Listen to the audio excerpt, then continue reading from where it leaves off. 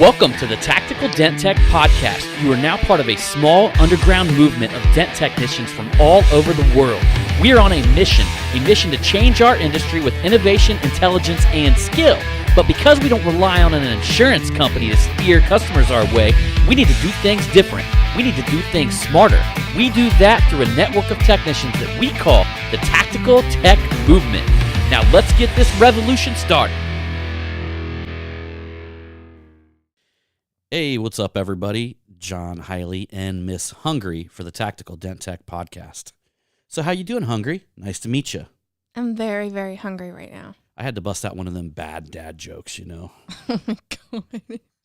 The bad dad jokes when your kid says, hey, I'm hungry, and you look at him and you say, well, hi, Hungry. Nice to meet you. You do that quite a bit to me, don't you? Yeah, I'm always doing horrible bad dad jokes.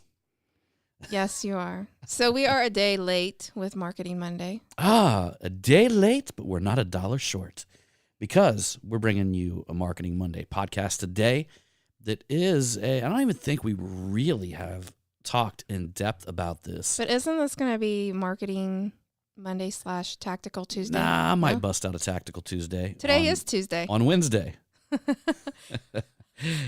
You know, so no, I think this is more the less. Like I told you guys at the beginning, I was going to try to do shows when I felt inspired. And we were out and about yesterday. We actually had a really good day. Mm-hmm. And me and the wifey took the day off, and we went out to lunch, went out to the mall, kind of just chilled out and had a good time. So because of that, we didn't have any time for you motherfuckers. Yeah. We were like... We've been busy as hell. Even on the right. weekends, it's like, let's just take a little bit of time for ourselves. We was like, I ain't fucking with you. Mm-mm. I'm just playing with you guys. You but look, stupid ass bitch, I ain't fucking with you. I got a million trillion things that I'd rather fucking do. Than to be fucking with you. Because I don't give a fuck. I don't give a fuck. You know what that reminds me of is that it's movie. Like the best word to say. You know what, though? That reminds me of that movie Fist Fight with Ice Cube and whoever that other actor was. I don't even think I've seen that movie before. Yeah, we have, where they get in a fist fight at the end of school and the daughter gets up in front of the stage and she sings that song. That's right. What was the name of that movie? It was Fist Fight. Oh, I'm that's pretty sure. Oh, okay. Yeah. I think I fell asleep during half of it. That movie's hilarious. But a girl gets up on stage and sings that to her haters. Yeah. And basically the whole thing is this massive fight at the very end between Ice Cube and I don't know who the white dude actor is, but man, they beat the dog shit out of each other. Oh. It's a good movie, real good movie. Well, gotta love everybody needs a good pounding every once in a while. I guess she does, doesn't she? Hey, you know what though?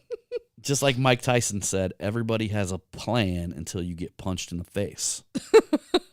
You know? Yeah, and in all honesty, that's kind of what we're talking about today, right? And what we're going to be talking about today is exactly why we decided to use the word tactical in our branding, tactical in our podcast. I've got other podcasts that we use the word tactical. And ultimately, like I've always been an individual of action.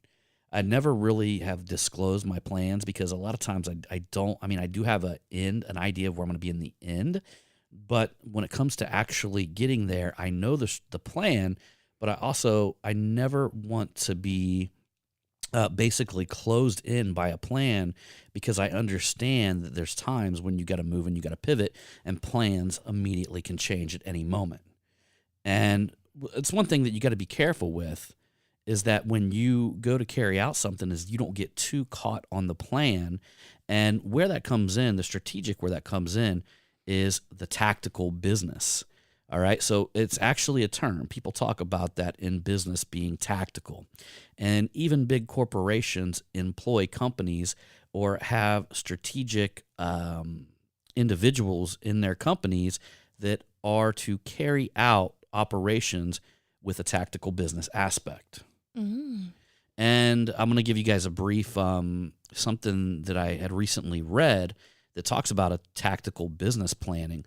And if you guys can understand the actual icon beside in this blog that I'm going to read to you, is a chess game. It's a guy moving a chess piece. And that is a way that you need to envision what I consider the tactical tech, the tactical marketer, the tactical businessman, is that you are not playing a game of checkers, you are playing a game of chess.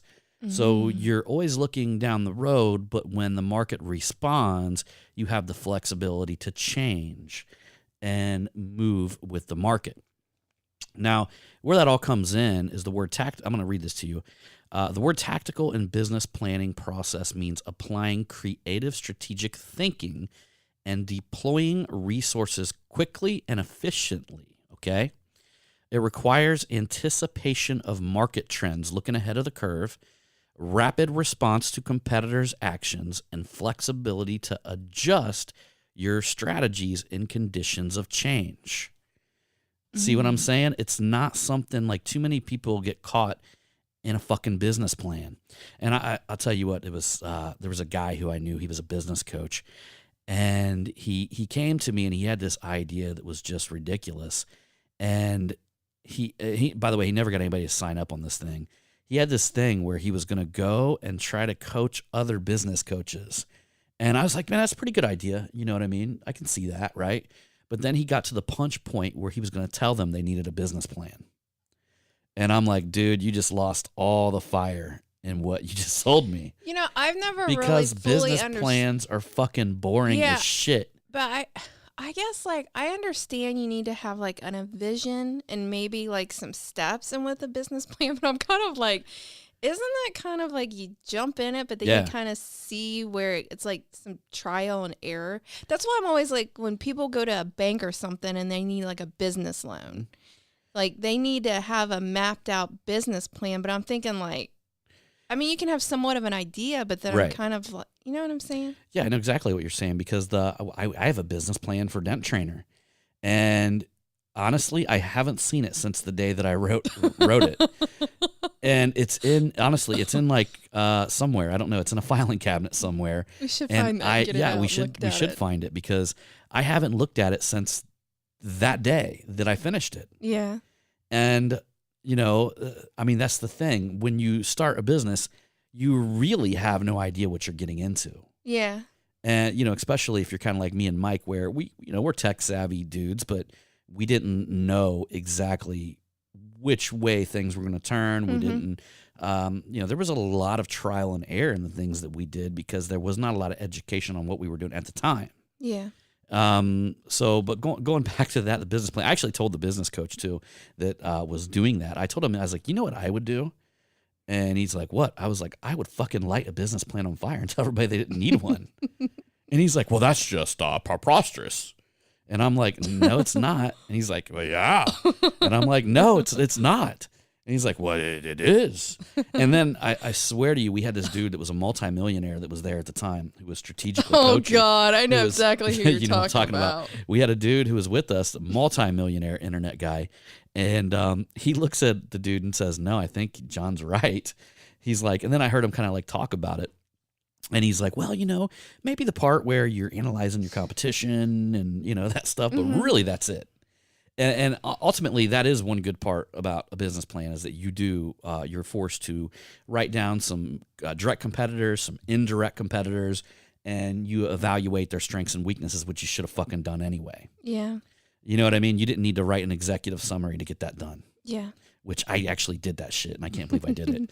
I thought it was going to be super important, and come to find out, you never go back to it again, because everything changes in We're going to have to dig this thing out and look at it. We are. So anyhow, I bet we get a giggle. I'm going to keep on reading, because I kind of stopped, right? Okay. So I'll go back over this real quick. The word tactical and business planning process means applying creative strategic thinking, deploying resources quickly and effectively. It requires anticipation of market trends, rapid response to competitors' actions, and flexibility to adjust your strategies in conditions of change. Tactics are the specific step a company takes to execute its strategies. A tactical business plan describes what is to be done, who is responsible for each task, and the company resources required to complete the task, okay? Mm-hmm. So in a sense, what it is, it's the action behind the plan. Mm-hmm. And I've always said this because, like, there's two types of people. There's people that sit around and fucking plan and just won't shut up with their shit, and they dream, but they're scared to implement it because they're afraid that the things that they are thinking about will not be responded in the way they feel that it will once the market begins to respond. They're scared to put it out there Yeah. because they think that they're going to be told that they're wrong. Yeah. Right? And that is the truth. If you put something out there and the market is not responding to it, you're wrong, but you have to be tactical on figuring out what front you're wrong on. Yeah. Because now, if it's just a shitty product that nobody wants, then you're wrong there. There's nothing you can really do to, I mean, you could market it and sell it, but the buyer's remorse and all that stuff has no longevity for that company or that product or that service. Mm-hmm. Right? So you could, and if you have a really good product and you put it out there, what's wrong? Am I hitting my target market? Is my advertising, am I conveying the message so people understand it? Mm-hmm. So there's got to be some tactical strategy to this. And, you know, I'll tell you, when you deploy something into the market, you don't necessarily get the response that you think you're going to get right off the bat. Yeah. It's always strategic and moving with the market and answering with, typically, when you hear your clients and customers ask you things like, so what does this really mean? And you're like, oh my God, you know, I've got this website out there. What do you mean they don't know what it means? They didn't read my blog on it? Yeah. No, guess what? Nobody reads your fucking blog, dude. They might read your tiny Facebook posts or the ones that are written like I write them with spaces in between. So you can, Which your is mind, really nice. your mind has a chance to reset over and over again. It's been proven that copywriting, it is proven that people I know, will read your because shit. it's like if somebody posts something on some type of social media thing and it's this huge one big Oh, paragraph, God. I'm like, what the fuck? I was like, screw this shit. I don't have time for this. I'm running before I even look at it. It's like, this is not intriguing. I'm Yeah. sorry. I don't have a mind span to sit there and like, But you can take that same post and break it into one sentence lines, and it tricks people into continuously reading them. exactly. Yep. Because they read one line and they're not overwhelmed. They can stop at any time. Mm-hmm. And what happens is, if you structure it correctly, you should be able to compel them to continue reading line by line by line by line. Yep. You know? And I mean, that's, by all means, that's probably one of my weakest sides, I feel. I feel that I could definitely be a stronger copywriter, and I'm working on that. I'm writing a book. Yes, you are. So because I'm writing a book, it's forcing me to slow down. My biggest thing is sometimes my mind goes so fast, Yes, it does. and I'm thinking like 10 steps ahead, Yeah. that I'll post something and I'll just like, it's the equivalent of like scribbling something down for somebody, Mm-hmm. you know, and then I'll go back later and be like, fuck, man, I misspelled that word, and I did this Even and just I did the that. way you are around the shop, like the way your mind is like going, and then you're walking around the shop and the stuff you're doing. I'm just like, I wish you'd just slow down for just a minute. Yeah, she says that when I talk to people too, that I need to slow down a little bit. But I don't want it to take your sparkle away. that's what I Your tried to little- explain to yeah, her. Your Actually shine, explain that to you, your know, sparkle. that it's just the way I am, you know. That is true.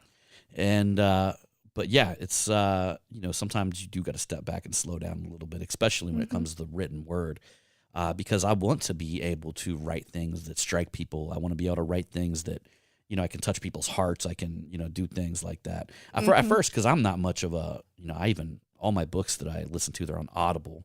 I only read one if I'm forced. Like if it's a book I gotta read, and it's only available by whatever, you know, I'm gonna read it, you know.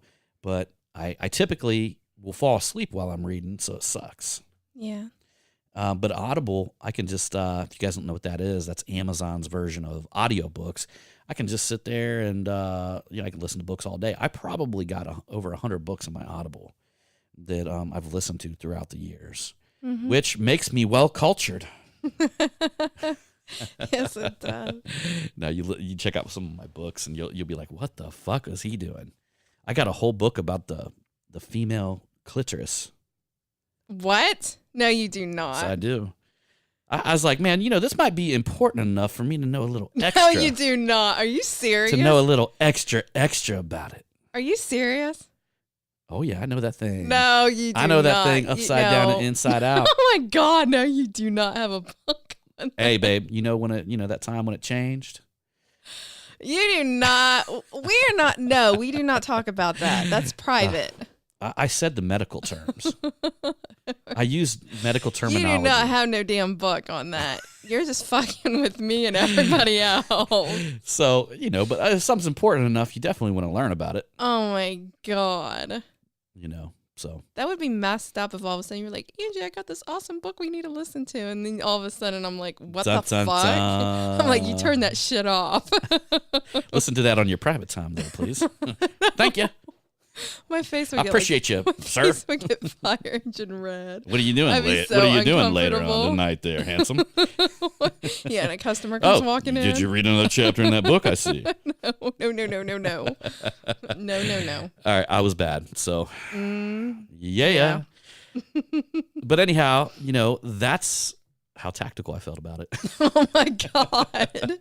Dear Lord, help us. Nah, but you honestly, like, I got everything from ninja strategies to, got different. I went through this whole thing where I was into Japanese culture and was trying to understand, like, how the Japanese did things. And, Yeah. So I learned all this stuff. Like I listened to all these books about the samurai. Yeah. And then I got this thing right now, and this is a real thing. You guys probably think I'm fucking crazy. Actually, people thought he was crazy when he first came out with the idea.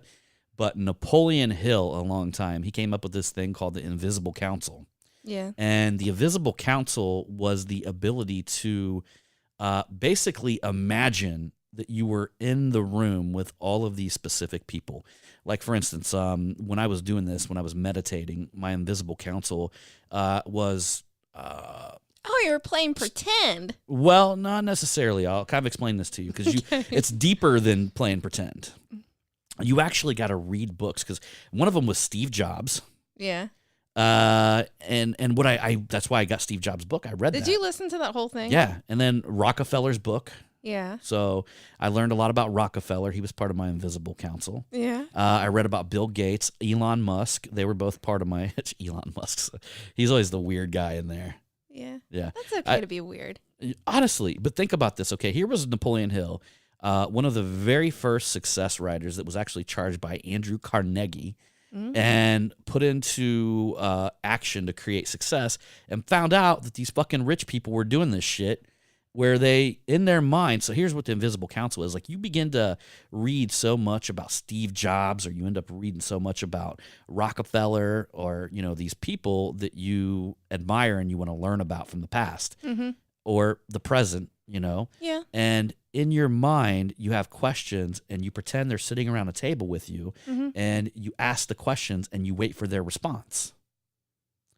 And Steve Jobs would say, well, I think you need to do beautiful packaging. Definitely beautiful packaging and maybe Wait streamline. a minute. You ask them these questions, which I about totally... your business. Yeah. You know what I mean? You say something like, okay, I'm opening up a retail shop. How would you design it? Okay. And, Rockefeller comes back and he talks about the profitability and make sure that, people don't think that you're making too much money. I get where you're going with this. But Steve Jobs wants it to be eloquent and simple and everything has to be streamlined, right? Yeah. And it's almost like surrounding yourself with a council of people. You get to know them so well on books. Yeah. That they and here's what happens. Here's the weird thing that happens throughout the day when you're just doing shit. You'll catch yourself going, "I wonder what Steve Jobs would do." Yeah. Or wonder what Rockefeller would do in this situation. Yeah. Which it almost strengthens your ability to make decisions. And Henry Ford was another one that I read a book about. And Henry Ford. Yeah. And that's the side of you. Henry Ford's a side of you that says, why give people what they want when you can give them what they need? Because if I gave people what they want, they would have wanted a better horse and buggy. Yeah. They wouldn't have asked true. for a car. Mm-hmm. So now that's forced to bring out your imagination at a deeper level. Yeah. And then Steve Jobs is telling you, change the fucking world. With why are you focusing on doing this little stuff when you could, for instance, like, I would say that probably inspired me to, instead of using somebody else's website system, to have our own built. Yep. Because that's something Steve Jobs would have done. And Steve Jobs is super successful.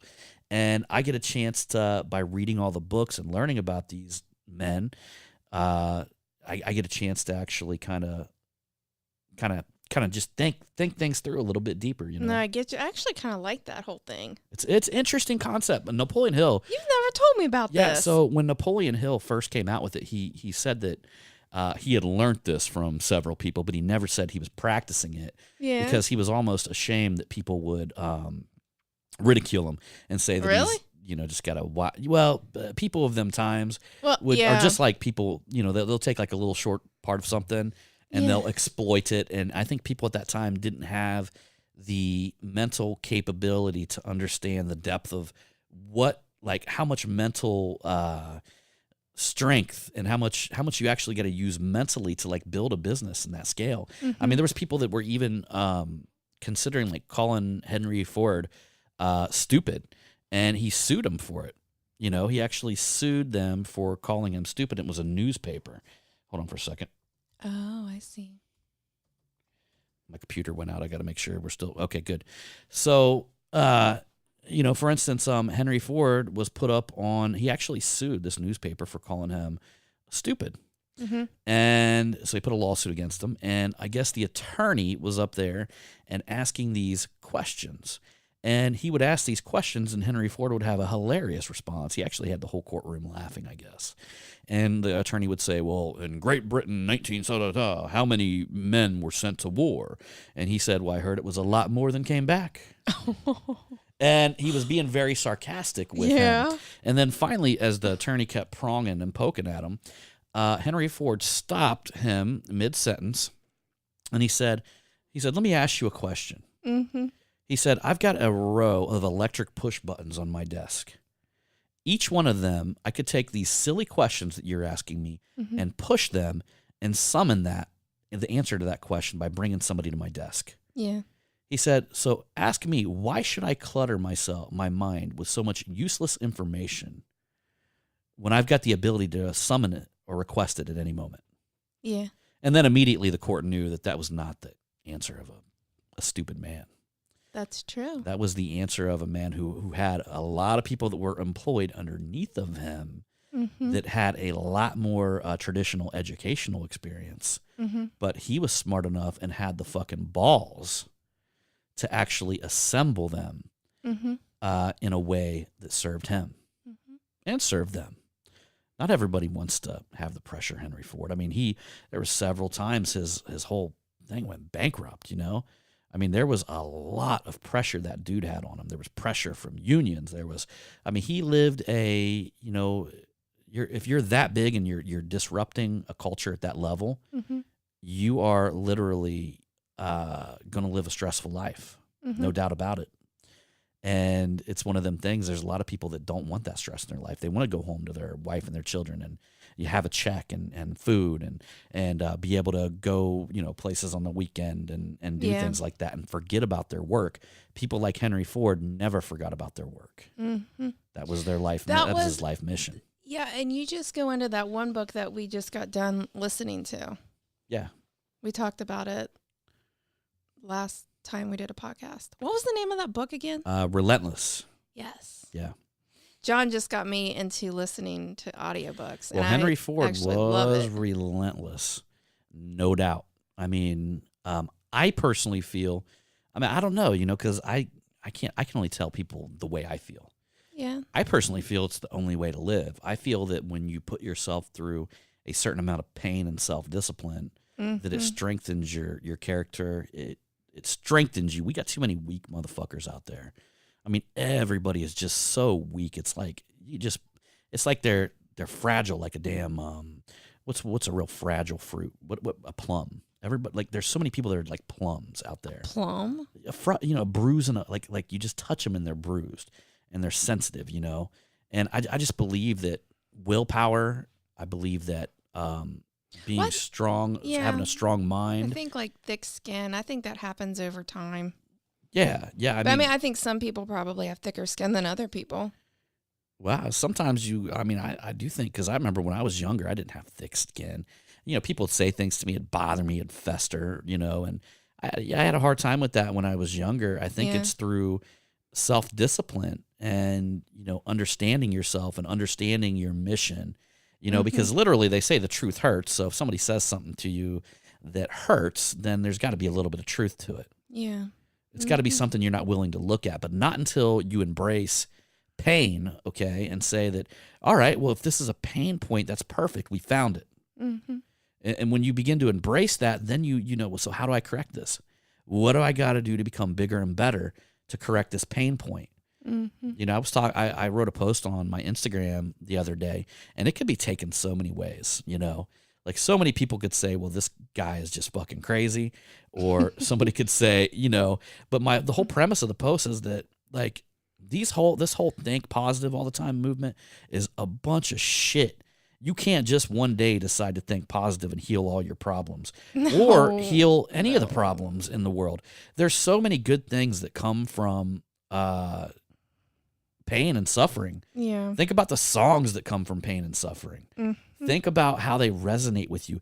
Think about the fly swatter. That was the pain of fucking flies everywhere. And somebody suffered enough to they invented something. Yeah. And said, fuck you, flies. Right? So, I mean, there's so many good things. The moment that pain helps us, pain and suffering is something that helps us grow. Yeah. It gives us a stronger character. It's there to make us a better person. Mm-hmm. You guys know all them weird motherfuckers that get on that positive trip and they're just walking around with that big old weirdo smile on their face. You know that you just want to follow them motherfuckers around and wait for them to explode. Because the explosion is coming, y'all. Yeah. It's only going to take time, and they're about to be Tom Cruise up in this bitch. That's all that it takes is a Tom Cruise moment, and it's over. Oh, God. Scientologists are notorious for that. Oh, are they? Yeah.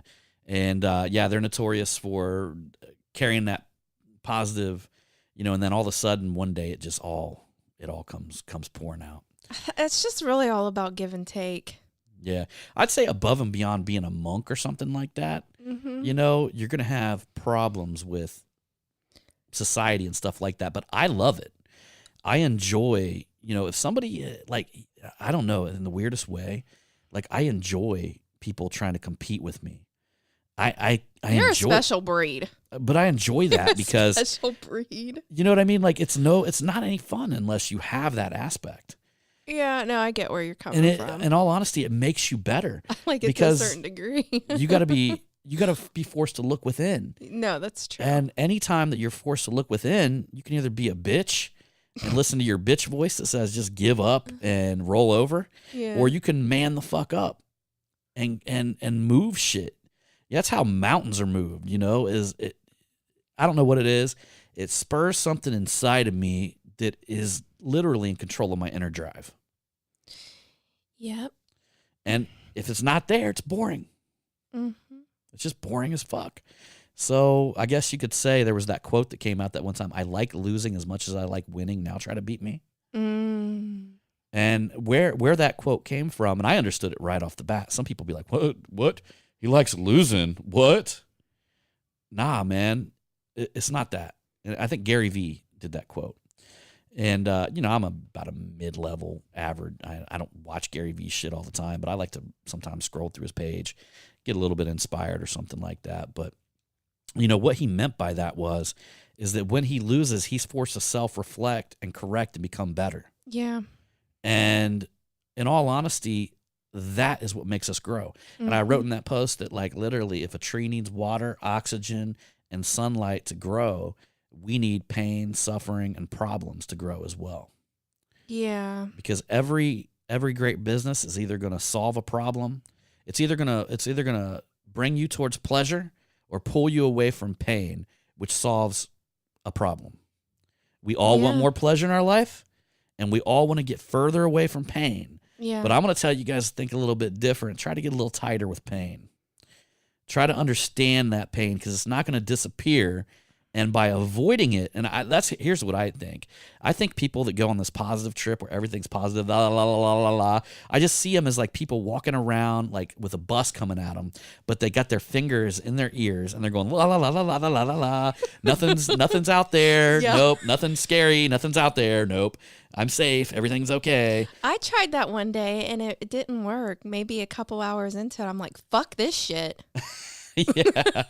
This isn't life. I I'm mean, sorry. It's nah, just it's no. and unfortunately, it's it would be like taking a, you know what I mean? It's like taking a 3-dimensional world, or and turning it into one dimension, Yeah. and losing all of the color and the aspects and all of that by framing everything down to like a flat piece of paper.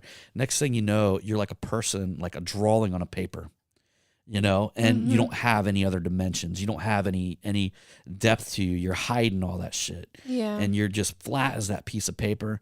And in my experience, life is lived much, much better, much healthier when you have dimensions, Yeah. and when you accept all of life, ups and downs, because Mhm. what happens when you're crazy happy and something horrible happens, right? Yeah. You got to understand that, like, You can't be happy. you I mean, can't, that's just you can't. you gotta go with the flow. You gotta Right, and ride them emotions. that shit's gotta drive people crazy. Yeah. It's got to. That's just like if somebody stubbed their damn toe. That fucking hurts. Yeah. How can someone be like, "Oh, I'm so happy I stubbed my toe. This is the greatest feeling ever." No, that shit fucking hurts. And Yeah, it makes right. you scream, and it can make you cry, and you say a bunch of cuss words, and then maybe 10 minutes later you feel better. Yeah. You ever heard of the spiral effect? No. So the spiral effect is like when you wake up in the morning, you stub your toe, and Yeah. everything Oh, okay, goes now- downhill. yeah, okay, Everything now I know what like you're talking down about. spirals from that. Yeah. And you got to be aware of that too, and you got to be careful. You never want to get caught in that mentality, because the reason why that's happening is because you start off in like such a horrible mood that you expect everything to be shitty after that. But can't you, if it starts out shitty, can't you like do something or Well, listen to something that's That's what I'm saying. You got to gonna figure out get ways you to out turn of that that. shit Yeah. around. Who wants to have a shitty day all day long, right? know, It's going to right? happen.